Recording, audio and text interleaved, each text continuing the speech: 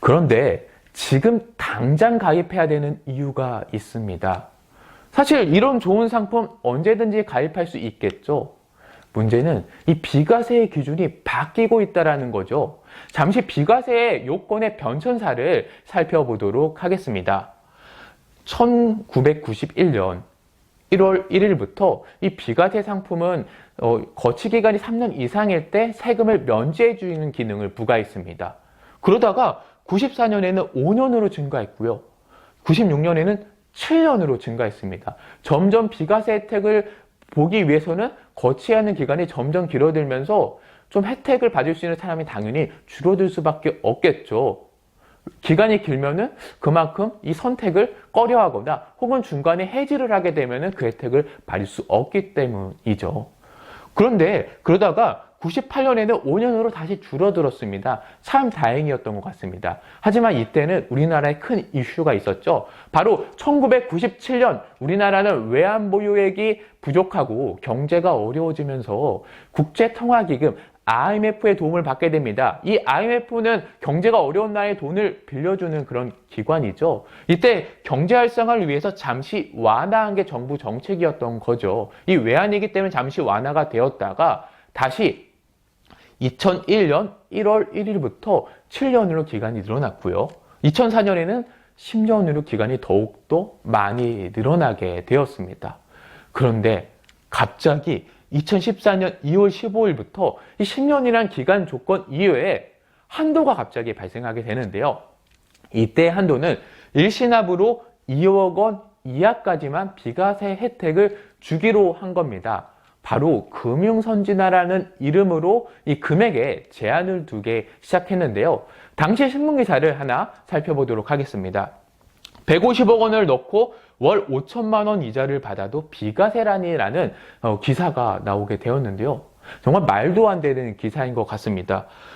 이 A생명보험사의 원금보존형 즉시연금에 넣어서 매달 5천만 원씩 이자를 받게 된 겁니다. 이 이자를 받는 상품에 가입한 이유는 이자 소득세를 한 푼도 내지 않기 때문이라고 하는데요. 이 저축성보험은 사실 이 서민들의 어떤 목돈 마련을 위해서 만들어진 건데 부자들이 이렇게 악용, 어떻게 보면 탈세가 아니죠. 합법적인 절세하는 그런 상품으로 전락했기 때문에 이런 조건이 부과가 된 거죠. 이 저축성보험의 비과세는 이 개발 독재 시대로 거슬러 올라가야 됩니다. 이 고도 성장을 위한 장기 산업자금 조달과 중상층과 서민층의 재산 형성을 돕기 위한 취지로 만들어졌는데요. 이 하루가 다르게 물가는 뛰고 만기가 길어서 경쟁력이 떨어졌던 보험 상품에 이런 비과세 혜택을 몰아준 것은 당시에는 당연했던 거죠. 하지만 바로 상황이 달라졌습니다. 기업들은 장기 자금을 조달하기는커녕 쌓은 현금을 주체하지 못하는 상황이 발생했죠. 그래서 이렇게 일시납으로 넣어서 돈을 받았던 겁니다. 하지만 이게 2013년부터 어려워지게 바뀌게 된 거죠. 그리고 2014년에 일시납 1억 원으로 한도가 축소가 되고 월 적립식은 150만 원으로 한도를 제한하게 됩니다.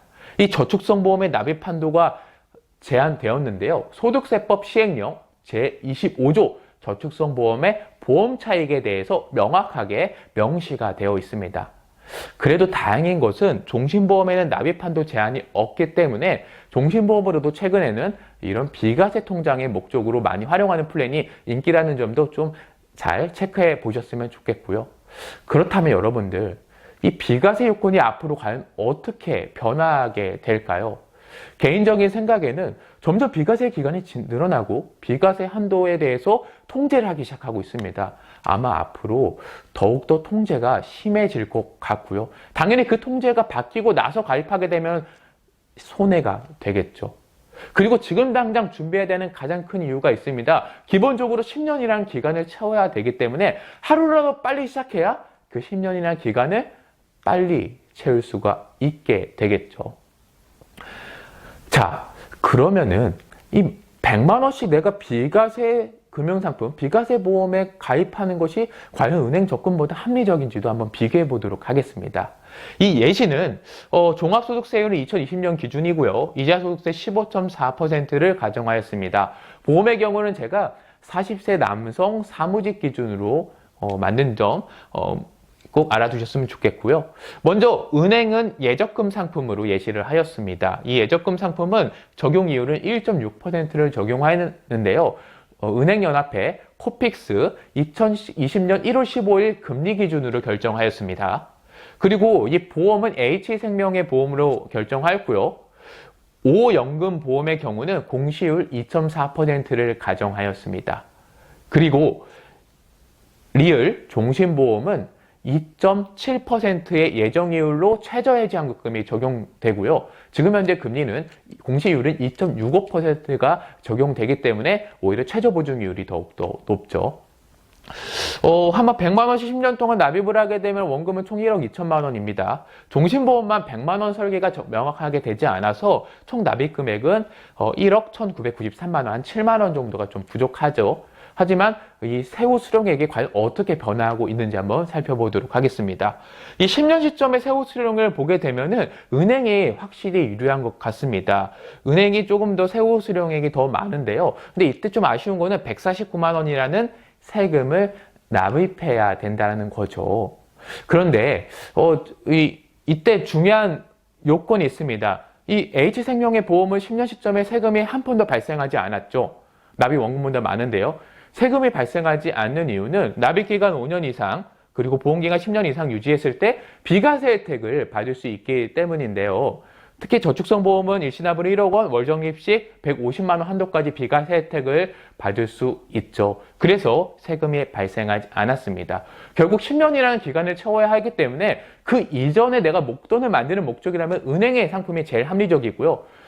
그 이후에 세금을 좀 아끼고 싶다라고 했을 때에는 좀 보험의 상품에 관심을 가져보셨으면 좋겠습니다. 단 이제 10년 시점에 봤을 때에는 은행 상품이 조금 더 유리해 보이고요.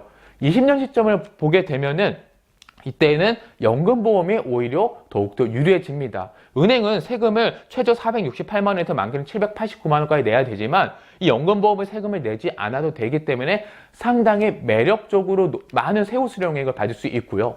이게 30년이 시점이 되면 더욱더 차이가 많이 발생하게 됩니다. 이 30년 시점이 되었을 때 연금보험뿐만 아니라 종신보험이 오히려 은행보다도 더욱더 많은 금액을 받을 수 있는데요. 당연히 세금에 대한 혜택 때문에 더욱더 이런 혜택을 받을 수 있겠죠.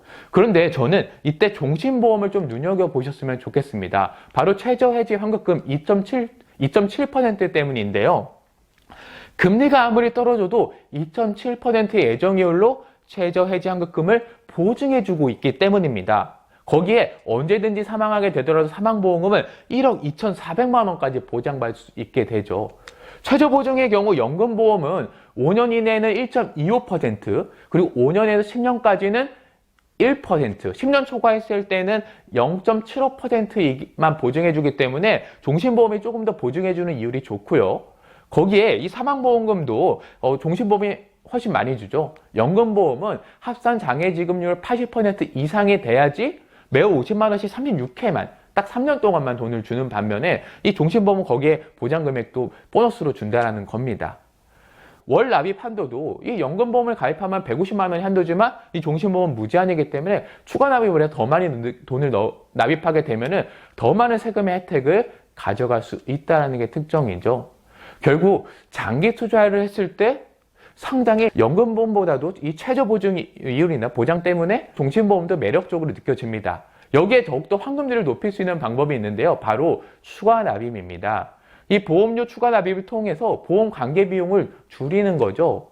그래서 100만 원 저축할 거라면 연금 50만 원에 추가로 50을 더 납입하고 종신보험 49만 원에 추가로 49만 원을 더 납입했을 때 오히려 이 세후 수령액이 더욱더 커지게 되는 거죠. 이 은행은 1억 5천에서 1억 6천 정도밖에 받을 수 못하지만 이 보험으로 2억 원의 목돈을 만들 수 있다라는 겁니다.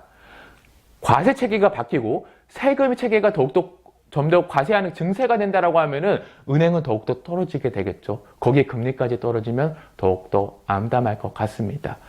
그렇기 때문에 연금보험이든 종신보험을 통해서 비과세 저축을 하는 것이 지금 많은 분들이 관심을 갖고 있고요. 그리고 앞서 말씀드린 것처럼 하루라도 빨리 10년이라는 기간을 달성해야 되기 때문에 빨리 준비하셔야 된다는 겁니다. 결국 이 비과세 보험을 통해서 이 절세 전략은 필수이고요. 비과세 요건이 강화되기 전에 그리고 하루빨리 지금 기준이 10년을 채우기 위해서 빨리 주변의 보험 설계사 분들에게 상담 받으셔서 평생의 비과세 통장을 준비하셨으면 좋겠습니다. 시청해 주셔서 고맙습니다.